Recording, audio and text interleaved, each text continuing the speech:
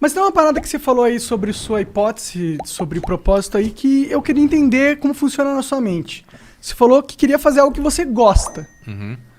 Mas isso não é uma questão difícil? Tipo, gostar. O que você gosta? O porquê que você gosta de algo?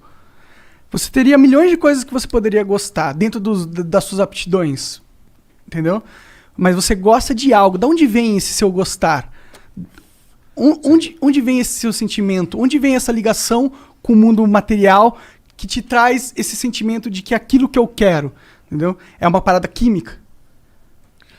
Se você está pensando em termos de causa, se a gente está falando em termos de o que causa isso, a parada química, cerebral, sei lá. Sim, eu entendo que seria uma das respostas. A causa... Mas eu acho que não tem uma resposta só, isso que eu quero dizer. Sim. Por exemplo, eu, cresci num ambiente de livros. Meu pai era médico também, mas adorava livros. O meu avô também médico, mas também adorava livros. E meu pai falava coisas do tipo, quando duas pessoas civilizadas se encontram, elas perguntam uma para a outra, que livro você está lendo? Ou seja, se você quer ser gente, você tem que ler. Então isso é uma causa. Por quê? Porque eu fui exposto, digamos, a esse imperativo de conduta, de que você deve gostar de ler e recebia livros de presente e tal. E eu descobri que gostava, porque eu fui exposto à possibilidade, certo? E aí eu descobri que gostava, ao mesmo tempo eu descobri que isso tinha um reforço positivo, como você falou antes, tinha um reforço positivo, porque aí eu lia livros, aí eu tinha ideias e, por exemplo, meu pai me levou para assistir como esse aqui a gente estava falando no começo, eram os astronautas, quando eu era moleque, o filme primeiro feito em cima do livro, né? Para poder falar dessas coisas. Então tinha uns papo cabeça. Então eu fui descobrindo, no ambiente onde eu crescia, que eu gostava de papo cabeça, digamos assim, né? Aí depois na escola, tive bons professores, uma excelente escola, que dava liberdade de fala, como se fala hoje para os alunos. Então a gente discutia uma porrada de coisa. Então o que eu estou dizendo basicamente é o seguinte, eu tive uma história em que me foi oferecido pelo ambiente familiar e pelo ambiente de escola estímulos que eu descobri que eu gostava. Aí quando chegou na hora de prestar vestibular, certo? Aí você tem que tomar uma decisão, qual é a sua profissão, não sei o quê. Eu fiz um teste vocacional, né? Coisa de psicóloga de escola. E aí no final a psicóloga falou que eu tinha vocação para ciências biológicas e para ciências humanas. Ou seja, para os dois. Para ciências. De fato, era o que eu mais gostava. Eu gostava de matemática, física. Eu gostava de biologia e gostava de ciências humanas. E ela falou, agora, eu lhe aconselho a fazer medicina. Porque como você vai se dar bem, e depois de medicina você faz o que quer na vida. E sua família é de médicos. Então você já está, é uma coisa que está acostumada na família.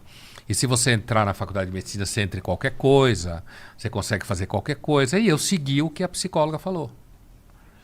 Entendeu? E aí, enquanto eu estava na faculdade de medicina, eu fui percebendo com o passar do tempo, que uma vez, eu já contei isso em algumas entrevistas, um professor, na aula de imunologia, acho que eu estava no 2º ano da faculdade, ou 3º, alguma coisa assim, eu fiz uma pergunta e a pergunta era a seguinte, a gente estava estudando um caso hipotético de pacientes com doença autoimune, ação dos linfócitos T, não sei o quê. Porra, bem simples o negócio.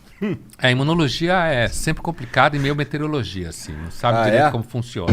Até hoje. Caralho. Tem anticorpo, não tem Faz anticorpo, uma toma ideia, vacina, não sei o quê. É muito difícil. E aí eu fiz a seguinte pergunta. Como um paciente terminal se sente diante do fato que está indo em direção ao nada? Caralho, isso é uma pergunta de filosofia, pô. Então, o professor olhou para mim como quem olha para um moleque bobo e falou assim, isso é uma pergunta... Ele falou assim, o senhor está na aula errada. O senhor devia estar na aula de filosofia. Hoje, A psicóloga teria ido falar, minha psicóloga, minha mãe teria ido brigar com o professor, falar que ele não respeitou minha autoestima. Teria dado essa palhaçada que tem hoje nas escolas, né? Mas assim, mesmo em universidade. Ele tinha razão. Só que o que aconteceu, eu comecei a estudar psicanálise, porque eu fui percebendo que eu de fato fazia pergunta no lugar errado. E esse professor foi fundamental.